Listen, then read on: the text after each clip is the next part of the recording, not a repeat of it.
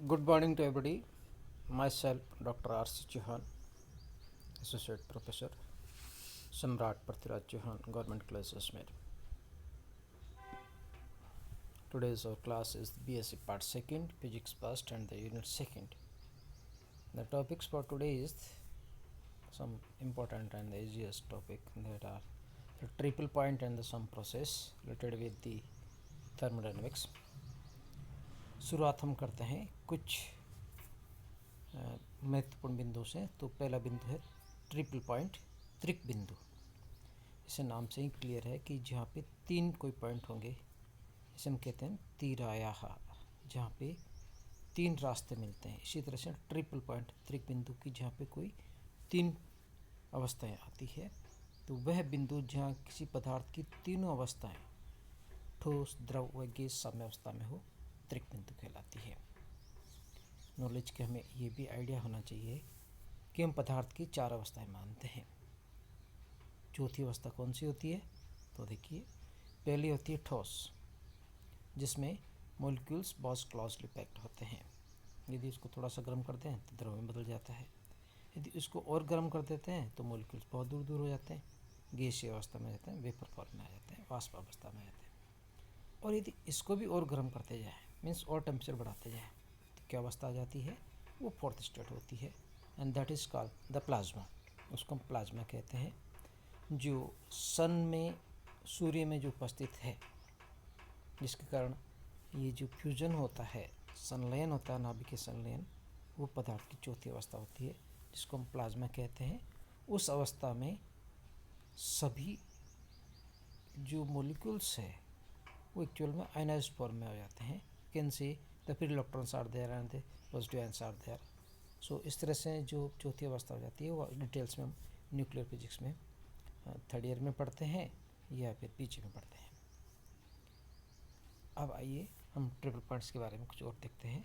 यह एक अद्वितीय बिंदु होता है, यूनिक पॉइंट होता है, means this is only the one point is there. इस बिंदु पर पदार्थ की तीनों अवस्थाओं से संबंधित गिब्स ऊर्जाकलन बराबर होते हैं। G1, G2, G3 तीनों अवस्थाएं। तो यहाँ पे हमारी कौन कौन सी अवस्था है? GS for solid, GL for the liquid and GG for the gas. इस बिंदु पर तीनों प्रकार के वक्र, ice line, vapour line and the vapour ice line, तीनों मिलते हैं। बर्फ रेखा, भाप रेखा तथा वाष्प हिम रेखा, जो तीनों मिलते हैं। बर्फ रेखा कौन सी होती है?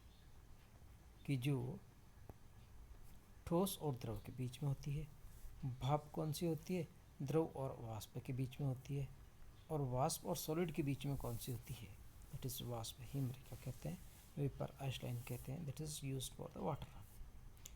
जैसे फिगर से क्लियर है कि वो एक्सेस में अपने प्रेशर प्लॉट किया है और एक्सेस में टेम्परेचर प्लॉट किया है। तो देखिए कैसे कि ये तीन अवस्थाएं हैं।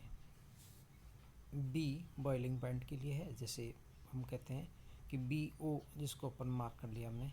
AB कर्व, जिसको कह सकते हैं ठोस द्रव हो गया, सॉलिड लिक्विड कर्व हो गया। इसी तरह से AC कर्व हो गया, वो लिक्विड वेपर हो गया। The E and F, that is the solid and the vapours curve हो गए। यहाँ पे दो अवस्था एक साथ मिलती है।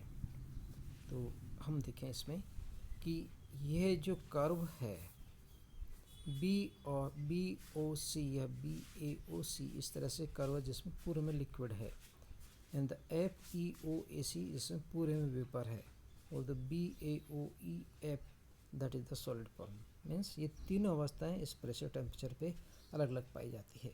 परंतु एक पॉइंट ऐसा भी है जिसको फिगर में क्लियर है कि ये O पॉइंट है, जहाँ पे तीनों अवस्थाएं होती है, तीनों अवस्थाएं उपस्थित होती है, and that is called the triple point. That is why it is denoted by the TR and the PR. PR is not mentioned here, but you can mention the PR, that is the pressure at the triple point, TR is the temperature at the triple point.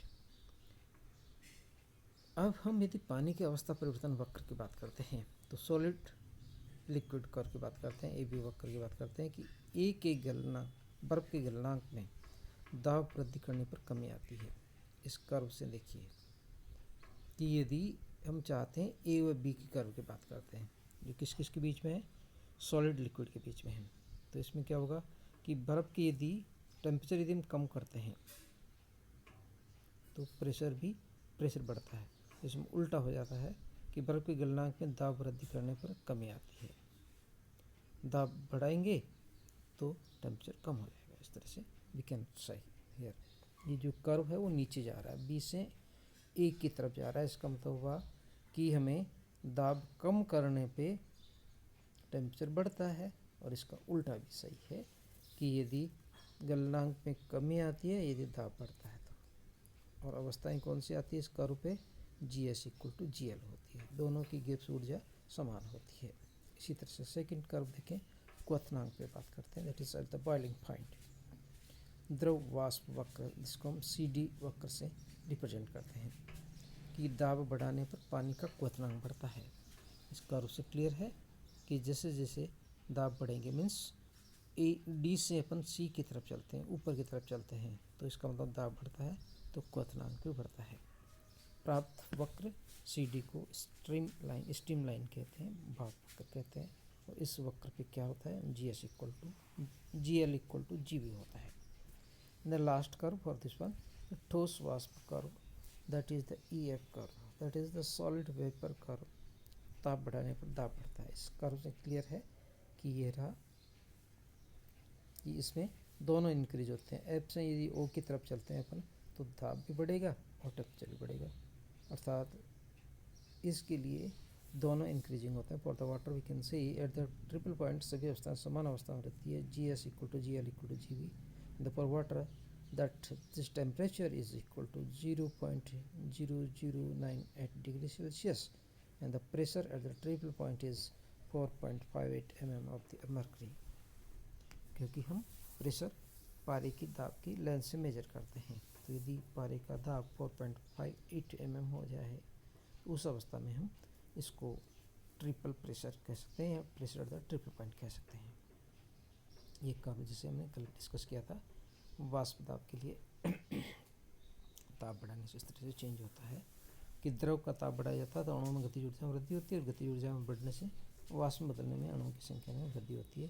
So that's why the curve is like this one, इस तरह से increase होता है। Now some important definitions of some process are there mostly used for the thermodynamics, कि कुछ विशिष्ट प्रक्रम, महत्वपूर्ण प्रक्रम जो ऊष्मागतिकी में काम आते हैं। किसी भी प्रक्रम की प्रोसेस की दिशा के आधार पर प्रक्रमों को दो भागों में विभाजित किया जा सकता है, पहला रिवर्सिबल और दूसरा इरिवर्सिबल प्रोसेस, जैसे हम केमिस्ट्री में करते ही हैं। उत्क्रमणीय और अनुत्क्रमणीय, यदि ए से बी भी चली जाए, बी से वापस ए की तरफ आ जाए बिना कोई चेंजेस किए, तो ये उत्क्रमणीय हो जाता है, रिवर्सिबल हो जाता है। यदि A to B and B to A is not equal, same process are not there, तो यदि वापस वही चीज़ नहीं मिलती तो इसको अनुत्क्रमणीय कहते हैं। डेफिनेशन देखें दोनों की, क्योंकि ये इंपॉर्टेंट डेफिनेशन है, मोस्टली पूछी जाती है। तो देखिए क्या होती है कि यदि किसी प्रक्रम में बाह्य अवस्थाओं में परिवर्तन को प्रत्यक्ष मीन्स डायरेक्ट में ए से बी या सीधे के सापेक्ष विपरीत प्रक्रम में यानी उल्टी डायरेक्शंस में और विपरीत दिशा में संपन्न कराने पर हर स्थिति पर वही अवस्था प्राप्त होती है जो पूर्व में थी, डायरेक्ट में प्राप्त होती है, तब तो ये उत्क्रमण होता है। मीन्स हर स्टेप में वापस वही चीज़ मिलती जाए, रिवर्स करने पर, ऑर्डर चेंज करने पर, डायरेक्शन चेंज करने पर तो वही चीज़ मिलती है, तो इसको रिवर्सिबल प्रोसेस कहते हैं। और यदि ऐसा नहीं होता that is called irreversible process. अनुत्क्रमणीय प्रक्रम में वे प्रक्रम होते हैं जिसमें विपरीत दिशा और विपरीत कला में बाह्य अवस्थाओं में परिवर्तन करने पर निकाय उन अवस्थाओं में से नहीं गुजरता जो डायरेक्ट प्रक्रम प्राप्ति, means it will be change the state. कि हम जाते वक्त मान लो आप घर से कॉलेज जाते हैं और यदि वापस उसी रास्ते से उसी विपरीत दिशा में चल लें तो कॉलेज से घर पहुंच जाते हैं उसी रास्ते से, तो ये उत्क्रमणीय हो जाता है। सारी स्थितियाँ वैसी प्राप्त हो तब तो।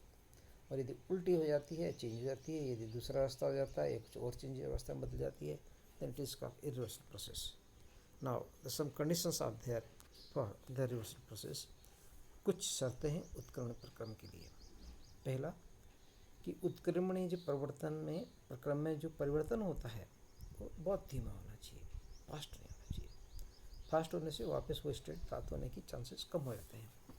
दूसरा, ऊर्जा क्षय के स्रोत, resources for the energy loss, घर्षण है, शांता है, प्रतिरोध है, विकिरण है इत्यादि नहीं होना चाहिए। घर्षण that is the can say friction, श्यानता विस्कोसिटी, रेजिस्टेंस प्रतिरोध, विकिरण रेडिएशंस। इस तरह से इससे क्या होगा कि एनर्जी लॉस हो जाता है। तो इस तरह से कोई ऐसा सिस्टम जुड़ा हुआ नहीं होना चाहिए जिससे कि एनर्जी लॉस हो, नहीं तो वो वापस हमें वो स्थिति प्राप्त नहीं होगी।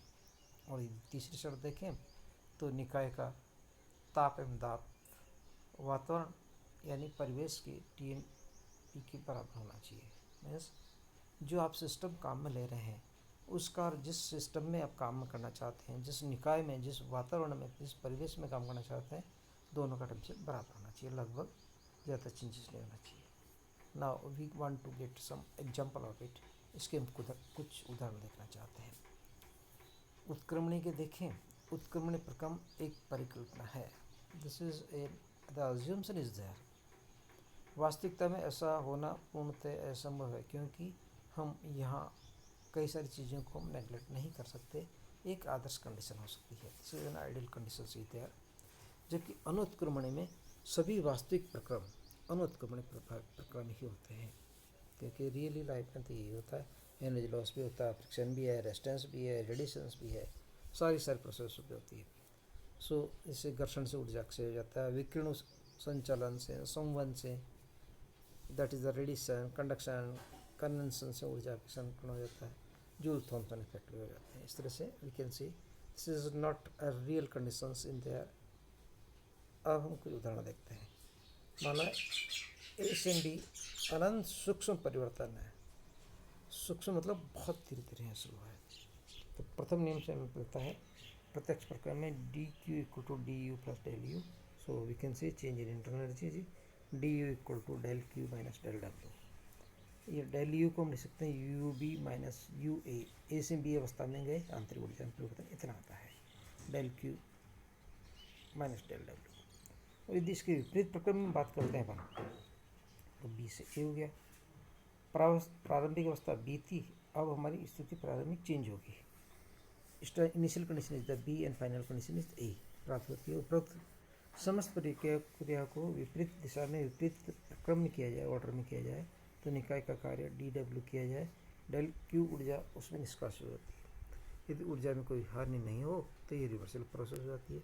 जैसे अपन लिखते हैं, माना कि UB से आपने शुरू किया और B में नहीं आके A डैश में पहुँच जाते हैं अपन वापस।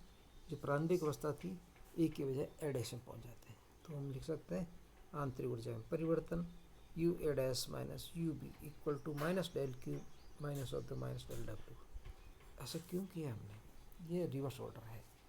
जो प्रथम नियम था जिसे ऊपर लिखा हुआ हमारा UB minus UA equal to del Q minus del W, अब हम इसको उल्टा कर रहे हैं, B से A आ रहे हैं तो UA dash minus UB equal to ऊर्जा भी हुई आएगी माइनस क्यू आएगी, डेल डब्ल्यू माइनस हो जाएगा। So we can see minus del Q plus del W and this is minus of the del Q minus del W. इस equation पास से हम क्लियर है कि UA dash minus UB equal to minus UB minus UA, so minus UB plus UA।